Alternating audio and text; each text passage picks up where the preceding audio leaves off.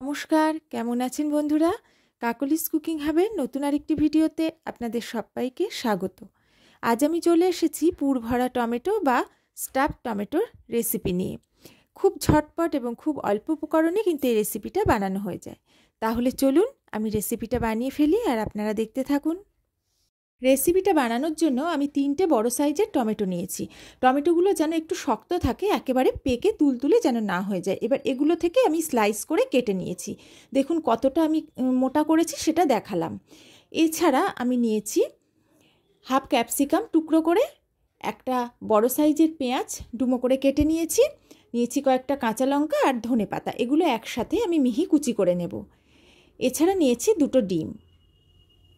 এবার আমি টমেটোর এই প্রত্যেকটা স্লাইসগুলো থেকে ভিতরের অংশটা ছুরি দিয়ে কেটে আলাদা করে নেব, আর এই রিং অংশ যেটা বেরোবে সেটাও আমি আলাদা করে রেখে দেব। এইভাবে প্রত্যেকটা স্লাইসই আমি কেটে নেব।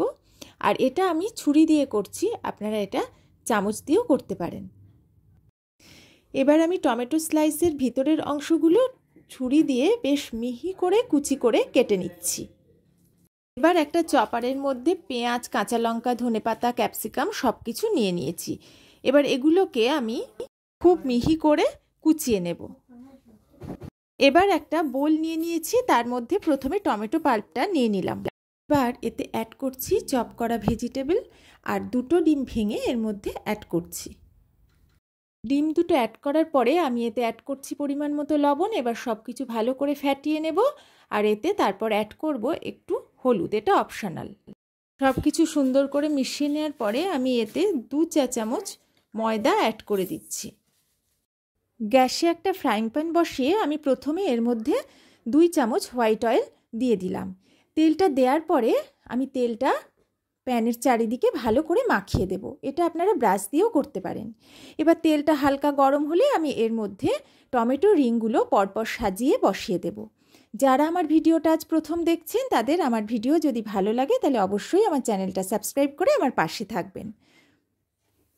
এবার যে মিশ্রণটা বানিয়ে রেখেছিলাম সেটা টমেটোর এই রিংগুলোর মধ্যে চামচে করে দিয়ে দেব। সবগুলোর মধ্যেই আমি এভাবে দিয়ে দেব। তারপরে লো ফ্লেমে ঢাকা দিয়ে 5 মিনিট রেখে দেব। 5 মিনিট পরে আমি ঢাকাটা তুলে নিলাম, নিয়ে প্রত্যেকটা আমি এবার উল্টে দেব।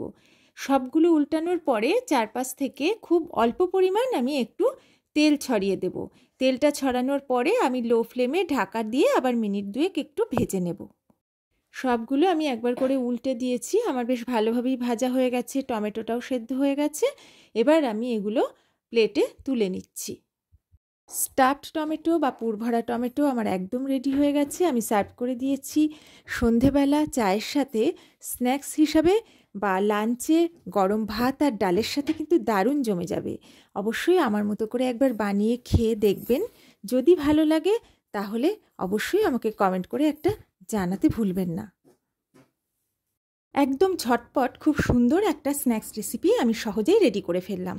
যদি আমার পুরো ভিডিওটা ভালো লাগে তাহলে অবশ্যই লাইক, কমেন্ট, শেয়ার করতে কিন্তু ভুলবেন না। আর বাড়িতে অবশ্যই বানিয়ে খেয়ে আমাকে জানাবেন কেমন লাগলো। তাহলে আজ আমি বিদায় নিচ্ছি। খুব সুন্দর রেসিপি নিয়ে আবার হাজির হয়ে যাব। সবাই ভালো থাকবেন, সুস্থ থাকবেন আর আমার পাশে থাকবেন।